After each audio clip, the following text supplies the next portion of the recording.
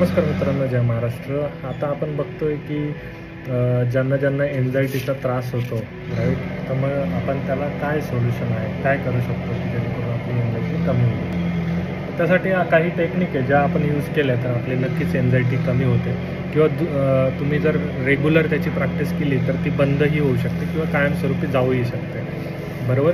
तर मग त्याच्यासाठी आपण काय करू शकतो, तर बऱ्याचशा काही गोष्टी ज्या आपण अवलंबल्या तर त्याच्याने नक्कीच तुमची एन्झायटी कमी होईल. तर पहिलं म्हणजे काय, श्वासोच्छ्वासाच्या ॲक्टिव्हिटीज म्हणजे जसं ब्रीदिंग एक्सरसाइज ज्या आपण केल्या तर नक्कीच त्याच्याने आपल्याला फरक पडतो. मग आपण ब्रीदिंग एक्सरसाइज कसं करू शकतो किंवा प्राणायाम आपण करू शकतो. मग सगळ्यात साधी जर ब्रीदिंग एक्सरसाइज जर म्हटली तर आपण कशी करू शकतो की आपण जेव्हा श्वास घेतो तर श्वासामध्ये 3 प्रकार असतात. 3 गोष्टी नॉर्मली घडतात. एक म्हणजे आपण श्वास घेतो, काही मायक्रोसेकंड त्याला होल्ड करतो आणि श्वास सोडतो. तर मग ही जी प्रोसेस ही आपण थोडी स्लो करायची. म्हणजे फॉर एक्झाम्पल तुम्ही श्वास घ्यायला मनामध्ये 1 ते 4 काउंट करा आणि 1 to 4 पर्यंत तुम्ही श्वास घ्यायची प्रोसेस चालू ठेवा.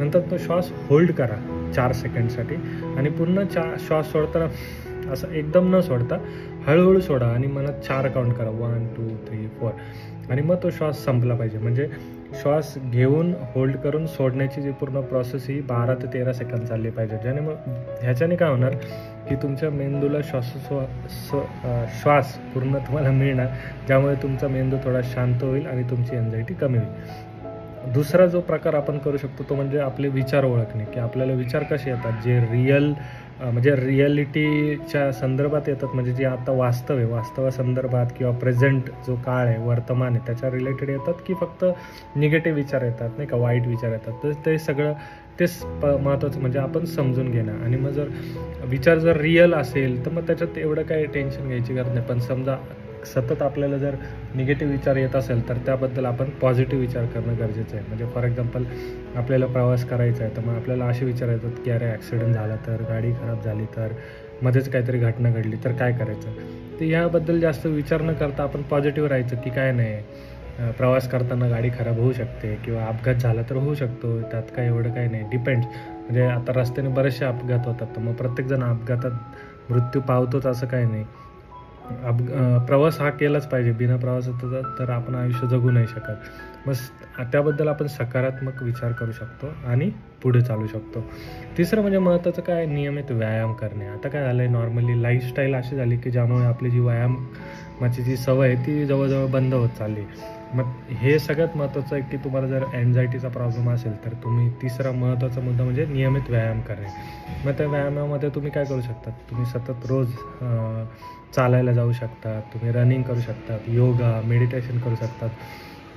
खूप ॲक्टिव्हिटीज अशा आहे की ज्या स्ट्रेचिंग रिलेटेड आहे. तुम्ही स्ट्रेचिंगने पण खूप सारा व्यायाम होतो शरीराला, किंवा ते जे कंपन आहे ते प्रॉपर क्रिएट होतात, किंवा एक व्यवस्थित स्ट्रेच आल्यामुळे पण तुमची स्नायूंची मजबूती वाढते. मग तुम्ही एक नॉर्मली 20 ते 30 मिनटं व्यायाम केला पाहिजे किंवा ॲटलिस्ट चाललं पाहिजे, ज्याच्यामुळे काय आहे तुमच्या स्नायूंची स्ट्रेंथ वाढते आणि जेणेकरून तुमची हेल्थ सुधारते. चौथं म्हणजे काय आहे की आहार आणि प्रॉपर झोप, म्हणजे जेवण आणि झोप ही खूप महत्त्वाची आहे. आणि नॉर्मली जे फास्ट फूड असतात, कोल्ड्रिंक्स असतात, कॅफेनयुक्त पदार्थ असतात त्यांना अवॉइड करायचं, जेणेकरून काय त्याचा आपल्याला त्रास नाही होत. नॅचरल तुम्हाला जेवढं घेता येईल तेवढं घ्या, जेणेकरून फ्रूट्स आहे, ज्यूस आहे, ज्याचा तुम्हाला नक्कीच फायदा होईल. झोप ही प्रॉपर झाली पाहिजे, पुरेशी झोप मिळालीच पाहिजे. एक 6 ते 7 तास झोप जर मिळाली तर तुमचं माइंड शांत राहतो आणि तुम्हाला पण फ्रेश वाटतं, जेणेकरून तुम्हाला एन्झायटीचे प्रॉब्लेम्स आहे ते कमी जाणवतील. दिवसभरात सगळ्यात महत्त्वाचं म्हणजे भरपूर पाणी प्या, संतुलित आहार खा, म्हणजे आपलं बाहेरचं खाण्यापेक्षा सगळ्यात साधं आणि सोपं घरचं जेवण जेवा, जेणेकरून तुम्हाला हे इनडायजेशन किंवा चिडचिड होणं हे सगळे प्रॉब्लेम पण नक्कीच होणार नाही. आणि 5वं म्हणजे काय की स्क्रीन टाईम कमी करणं. आपण काय करतो, मॅक्सिमम टाईम हा लॅपटॉपवरती किंवा मोबाईलवरती खर्च करतो, ज्याच्यामुळे आपल्याला स्ट्रेस येतो डोळ्यांना, मेंदूला. त्यामुळे काय होतं, नकळत आपली चिडचिड होते किंवा नकळत आपण स्ट्रेसफुल बनत चालतो.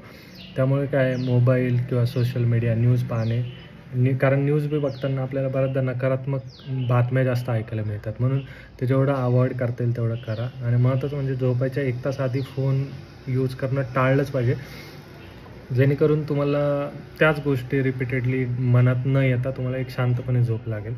आणि 6वं म्हणजे तुम्ही असं करू शकतात की ध्यान आणि माइंडफुलनेस. म्हणजे काय, तुम्ही एक शांत बसून मेडिटेशन केलं पाहिजे किंवा नाही मेडिटेशन तर ॲटलीस्ट डोळे बंद करून बसून श्वासोच्छ्वासावर लक्ष केंद्रित करून त्याची ऑब्झर्वेशन केलं पाहिजे की कसं चालतं आहे, श्वास कसं चालतो, आपलं शरीर कसं चालतं. आणि एक नॉर्मल डोळे मिटून बसलं किंवा तुम्हाला एखादा देव आवडत असेल, तुम्ही एका देवाची पूजा करत असाल, सेवा करत असाल, तर त्याची मूर्ती एक डोळ्यासमोर आणायची आणि त्याचं ध्यान करत बसले तरी एक तुमचं कॉन्सन्ट्रेशन वाढतं आणि त्याच्याने नक्कीच तुमची एन्झायटी किंवा अतिविचारांचा प्रॉब्लेम कमी होत चालतो.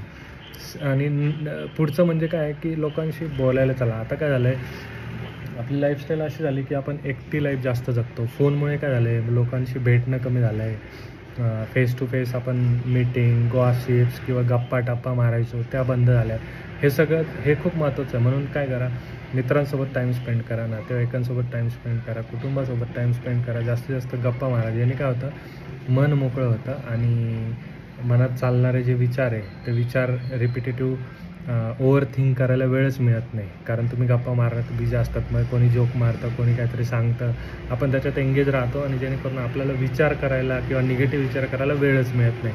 तर या सगळ्या गोष्टी मित्रांनो तुम्ही करू शकता आणि ज्याचा नक्कीच तुम्हाला एन्झायटी कमी करण्यात किंवा घालवण्यात नक्कीच फायदा होईल. Happy life. धन्यवाद. जय महाराष्ट्र.